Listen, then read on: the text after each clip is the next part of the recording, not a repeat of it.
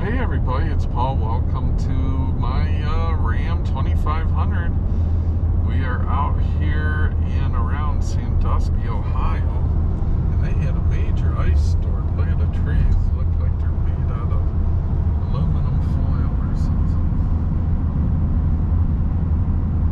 And the grass is just blowing. So I wanted to make this video for a while. A buddy of mine was asking about my experience with my Kia. Did I like it? How did it perform? Would I buy another one?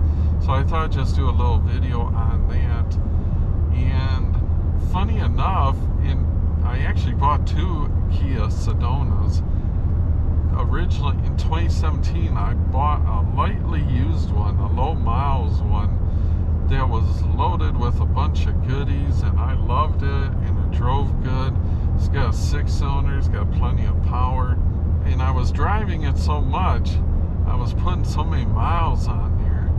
I'm like, wow, I wasn't sure if I would like it or not, but I really did fall in love with it. But I noticed I was getting so many miles on it, and then the dealer was offering a really good deal as far as trade-in, and a decent deal on, at that time, a new 2018, so I traded the 2017 Sedona in for 2018 brand new, and I loved it. And it has all the safety bells and whistles as far as adaptive cruise control, and the 360 camera, the backup camera, of course, but you could look off at the front cameras, and that really helps you when you're parking.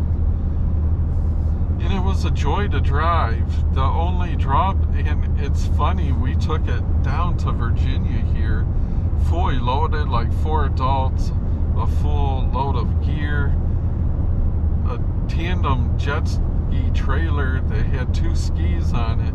So it was at least maxed, if not more than maxed, I would say, as far as payload. But it handled those mountains. I mean, it worked it, but it handled it really well. I was really impressed at how it dealt with the weight in the mountains. So I would definitely buy another one of those. The only drawbacks on it was, number one, the connect with the Android. It would always drop the Android. Now I'm using like the same cords. I was using the same phone. When I got my Ram 1500, I had no drop connection. So there's some reason the Kia has something where it doesn't interface good with the Android Auto. Number two, the ride was louder than, I don't know, what would you say? Louder than what you would expect. It was a little bit of a loud ride. And number three, a little bit of a rough ride. I mean, I guess but it had great gas. I was always getting 26 miles to a gallon. So I guess they probably tried to cut down weight, and it affected the road noise and the ride. I would say it wasn't offensive. Like, you could definitely get by with it. It wasn't ultra annoying. But I mean, it's a point to be aware of, like when you're test driving it. If you're expecting a super plush ride, it's more of a sportier ride than that. And what would you say about the cabin sound? I mean, it was pretty loud. It was loud. It was louder than this truck, put that way. Wouldn't you say, overall? Yeah. But this has A and C. Yeah. So, I mean, now that was a 2017 and 2018 model. I can't speak to the newer models, but it was a joy. I had no mechanical issues. Well, they don't make the Sedona anymore, don't they? I don't know. I thought they took out the, I think they took out the reclining big chairs. Oh, the reclining back seat. Or yeah. They put it in the other Kia minivan. Yeah, we had it where you could lift up the leg rest, so it was like a lazy boy recliner in the back seat. That was a pretty cool feature, but I don't think they have that now. Not even the crops, the old crops. Everything just looks like it's silver, metallic. That's crazy. And I'm glad we missed that store. So that's my thoughts on the 2017 Kia Sedona.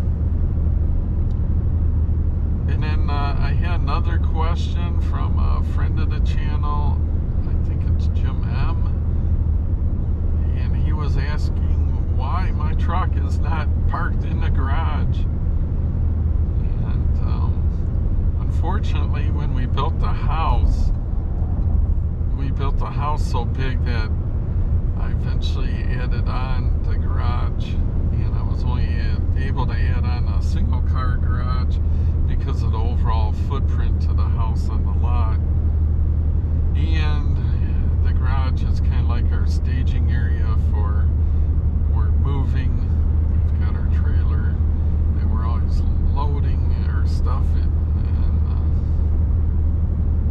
There's just sadly not room. I'm not sure if the truck, it would be a pretty tight squeeze. It's got a 9-foot door on there, so I mean, as soon as we can, whenever we get the house built in Virginia, this thing will be garage kept. I mean, that is the nice way to keep your vehicles, your equipment. A farmer buddy of mine, Old Butch, told me, and he's right, you know, it's expensive to store your stuff indoors and it's expensive not to. And I would say he is absolutely right, because like building that stuff, store everything's not cheap, but the wear and tear on your equipment is not cheap either. So I appreciate you guys asking questions. I like answering them.